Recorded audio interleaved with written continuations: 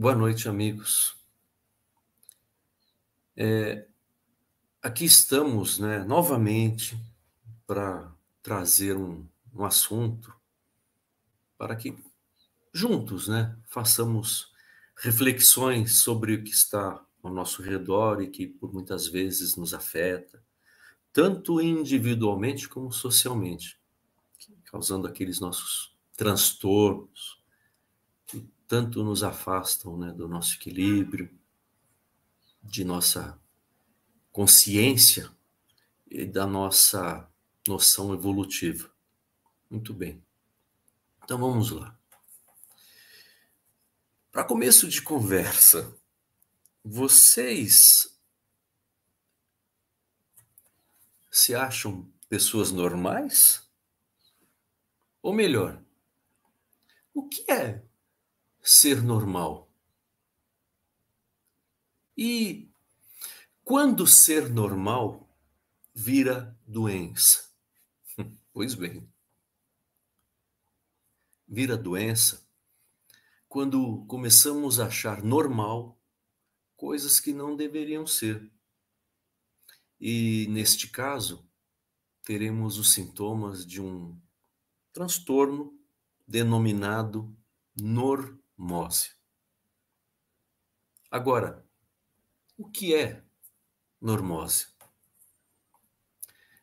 É quando há um conjunto de hábitos considerados normais pelo que julga adequado o consenso de uma sociedade e que, na realidade, são patogênicos, ou seja, causam doenças, ocasionando assim aqueles problemas pessoais e coletivos, em graus distintos, gerando a infelicidade, os conflitos pessoais, a enfermidade e até, de certo modo, aquela perda no sentido da vida. Vamos lá, outra definição, já no âmbito da filosofia. A normose afigura-se como um conceito referente às normas, crenças e valores sociais que causam angústia e que podem ser prejudiciais ao bem-estar psíquico do indivíduo. Por outras palavras, aos comportamentos normais de uma sociedade que causam sofrimento. Então, aqueles indivíduos que permitem-se serem dirigidos totalmente conforme os preceitos impostos pela sociedade, não deixando espaço para expor as suas vontades e suas opiniões, acabam por sofrer, tanto psicologicamente como moralmente, pois acabam se tornando pessoas que acham que estão fora de um padrão, fora de uma normalidade. Porque acabam se tornando pessoas que estão muito ligadas à preocupação com o olhar e a aprovação dos outros, vivendo de aparência, sendo bombardeados por situações que o afastam de sua essência. Normalmente, deixam que o mundo exterior interfira muito mais do que deveria e criam um universo paralelo onde perdem-se, formatando-se ao que julgam adequado àquele grupo social. Agora, de onde se originou, né, o conceito de normose? Coincidências à parte, houve estudos quase que simultâneos, tanto pelo psicólogo e antropólogo brasileiro Roberto Crema e pelo filósofo, psicólogo e teólogo francês Jean-Yves Lelepo, na década de 80, mais ou menos. Eles vinham trabalhando o tema separadamente, até que Um terceiro psicólogo, o Francis Pierreville, se deu conta dessa coincidência, né? E eis que viu acabou por se conectar com os dois. E na sequência, né, os três juntos organizaram um simpósio sobre o tema aqui em Brasília, né? Isso há mais ou menos uns 10 anos.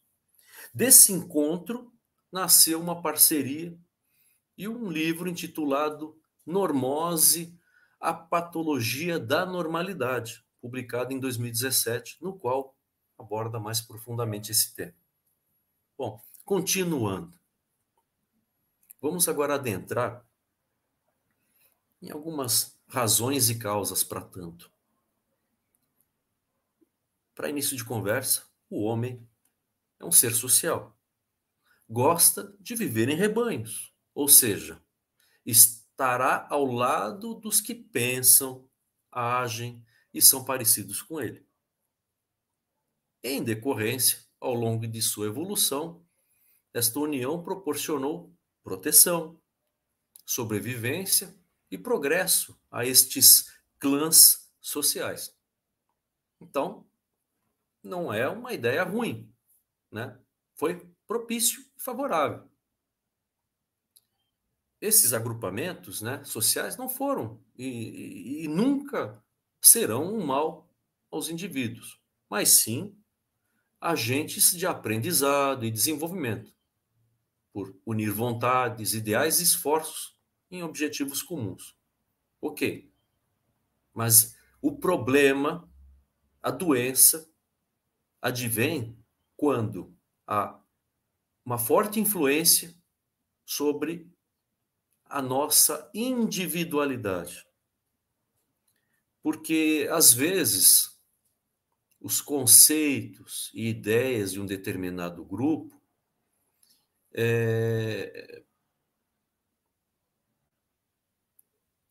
podem gerar perturbações em que a pessoa parte do seguinte pressuposto: se eu ajo de acordo com os costumes, normas e padrões determinados, faço parte daquele grupo. E, por consequência, estou no caminho certo, sendo um integrante normalizado, moldado ao perfil dos participantes, mesmo que seja de uma forma inconsciente. Ok. Outra questão que o aprisiona são as convenções deste grupo, que deixam, por exemplo, ele com sentimentos de medo da solidão, ele evita o enfrentamento, pois ele teria ideias diferentes à sua. Há também a indiferença do grupo, que pode gerar uma consequência que é o isolamento desse indivíduo. Enfim, a razão disso tudo, para que ele se molde, é que existe no fundo, um conforto emocional, orientando para ele que essa é a maneira mais prática e fácil a seguir, esse determinado rebanho da qual pertence.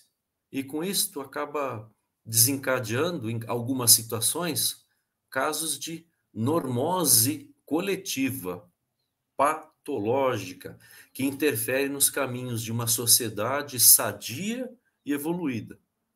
Começam nos grupos, né, onde é disseminado muito ideias como o fanatismo, a xenofobia, a homofobia e tantas outras formas de preconceitos que interferem, né, na harmonia que tanto desejamos para o nosso planeta. Bom, podemos também citar as questões éticas e morais normáticas de uma sociedade que pode convencionar como comum ou normal certas atitudes ou padrões. Vou colocar aqui alguns exemplos, com algumas frases que possivelmente já ouviram e que nos ferem, né? Uma delas que é muito, se ouve muito, é que dinheiro compra tudo. Nossa, que falta de moral, né, e ética, né? Isso é algo que nos compromete como sociedade. Outra questão, uma frase que é muito colocada, que mostra o determinismo do estereótipo que uma sociedade às vezes convenciona. Aquela frase assim: bonita é ser magra e alta. Olha a complicação que isso gera. Outra frase que também se ouve, que às vezes é triste e preconceituosa, que assim ouve-se assim: ó, esse trabalho é para macho. Olha que complicações, né, gente? O quanto isso interfere, né, num crescimento. Bom, para clarear um pouco mais, vou citar um exemplo de normose triste que ocorreu com o nazismo. Imaginem a paranoia coletiva que foi introduzida na Alemanha no que se considerou normal e justificável no extermínio dos judeus. Estima-se que foram mortos algo em torno de 6 milhões de inocentes de todas as idades. Tamanha essa barbaridade, perversidade e insensibilidade dos envolvidos, né? E continuando neste assunto, certa vez, no depoimento de Adolf Eichmann, né? Ele foi um dos oficiais nazistas que participaram desse holocausto. Após ser capturado e posteriormente levado ao júri, passaram muitos anos depois. Tem até um filme a respeito disso. Ele fez o seguinte depoimento, né, no momento do seu julgamento. Ele falou o seguinte, que ele nunca colocou a hipótese de questionar as ordens recebidas, porque tinha o objetivo de ser bem-sucedido e subir de posto. Precisamos muito refletir a respeito, né? Olhem só. O que movia Adolf Eichmann na condenação de milhares de inocentes não é hoje o mesmo objetivo, de uma maneira figurada, que milhões de pessoas em todo o mundo lutam e buscam por meios de serem bem-sucedidos a todo custo? Entenderam, então, esse enfrentamento que precisamos rever e que preocupante é o que nos rodeia? Então fica claro o seguinte: onde há uma homogeneização de comportamentos e ideias, onde o exercício da individualidade e da autorreflexão não são estimulados, faltará sempre o estímulo e a aceitação pela diversidade, aumentando assim o quê? Preconceito, a intolerância pelo que é julgado como padronizado. E, infelizmente, estas contendas se perpetuarão de muitas formas, onde perde-se a capacidade de ver o outro como um ser humano e tratá-lo como tal, respeitando-o e amando-o. Voltando agora um pouco ao ponto de partida, na atualidade, nesse nosso corre-corre do dia, né? Estamos carentes de cuidados espirituais e pela necessidade imposta, né, desse nosso imediatismo, fez que muitos indivíduos desenvolvessem algumas doenças psicossomáticas, como a depressão, a ansiedade, o pânico e tantas outras, né? E por consequência, fica cada vez mais difícil constatar que dentro de alguns transtornos psicológicos há a possibilidade de associação com a normose. Porque um dos causadores do desencontro pessoal está associado ao sistema no qual vivemos, que se encontra em desequilíbrio, e o indivíduo, meio que sem perceber, aceita condições que podem ferir sua autoestima, o modo de lidar com as dificuldades, a perda de sua consciência do que é certo, do que é errado. E, por fim, só resta o quê? O sofrimento. Continuando. Além do comentado, podemos citar também as situações de normose por conformismo ou autossabotagem, pelo comodismo e aceitação do que é condicionado à sua vida, causando a falsa percepção do que é certo, dentro do que a pessoa acaba estabelecendo como sendo normal. Vamos a um exemplo. Quantas e quantas mulheres sofrem de abusos domésticos e não têm a consciência da gravidade e a que ponto deixam que os acontecimentos se desenrolem e, por razões diversas, aceitam esta condição de submissão, por acreditar que seu companheiro, em seus pensamentos, diz assim: ah, ele é assim mesmo, ah, é uma boa pessoa. Não, amanhã ele vai estar melhor. Não, não é normal isso, gente. É uma outra situação em que a normose se enquadra. Então, será que é uma fatalidade aceitar tudo o que acontece em nossa vida? Pois bem, vamos abrir aqui um parênteses e recorrer a um pensamento filosófico de Nietzsche, que vem bem de encontro com os caminhos e aceitações de nossa vida. Segundo o seu pensamento, a humanidade estaria se encaminhando para a formação de dois tipos de homens. O primeiro seria, como ele diz, o último humano. Um ser completamente alienado de si mesmo, normótico, assistindo sua vida passar, enquanto se distrai dela. E o segundo ser seria o que ele chama de o além humano, que faz da sua vida uma obra de arte, realizando todo o seu potencial.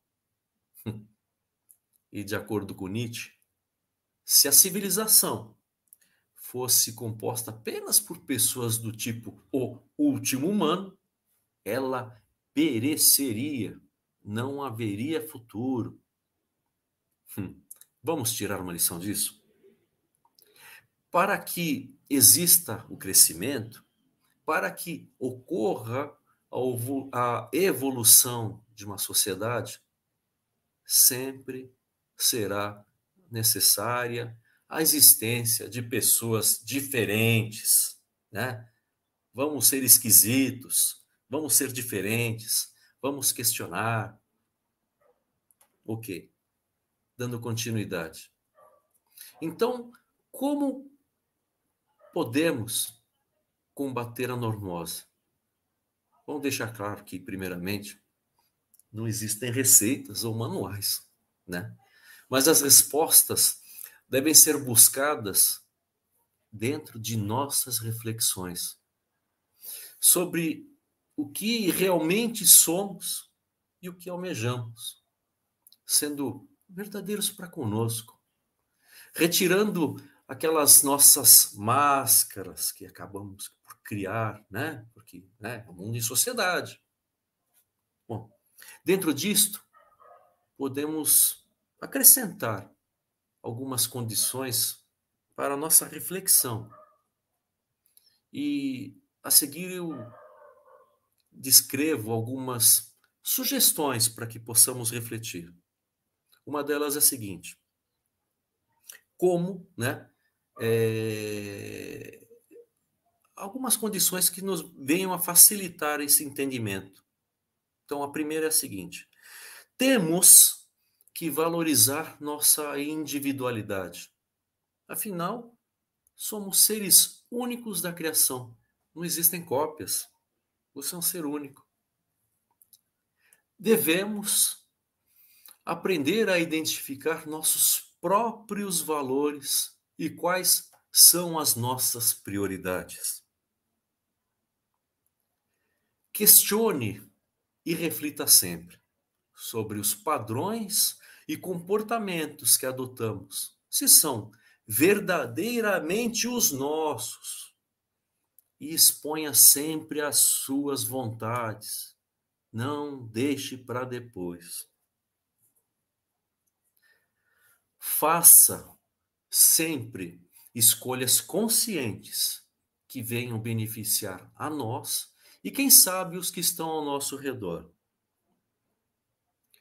Busque o essencial para a condução de sua vida, dentro de seus valores e objetivos pessoais. Evite seguir caminhos que não se alinhem com suas verdades e prioridades. E verdadeiramente seja um indivíduo diferente ao seu modo, não seja um ser normático.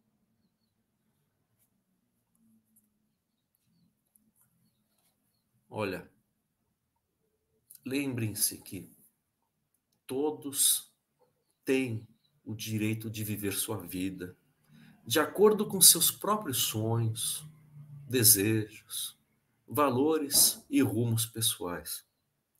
Ninguém tem o direito de interferir ou alterar nossa essência e, por consequência, deliberar sobre o que fazemos de nosso livre-arbítrio. E para orientar nossos caminhos, podemos sempre observar o que preza a nossa consciência, se está alinhada aos preceitos do amor, da caridade e da justiça. Desta forma, estaremos trabalhando em favor da descoberta de quem somos, de nossas realizações pessoais, da felicidade que tanto almejamos. E neste contexto, teremos a oportunidade de desempenhar a função de semeadores, tendo em nossas mãos a possibilidade de propagar boas sementes, para que germinem novas eras e que a humanidade cresça, se ilumine, agraciando todos com o amor dessa nova comunhão de almas afins. Agradeço a todos pela atenção, que os espíritos de luz amparem seus caminhos e boa noite.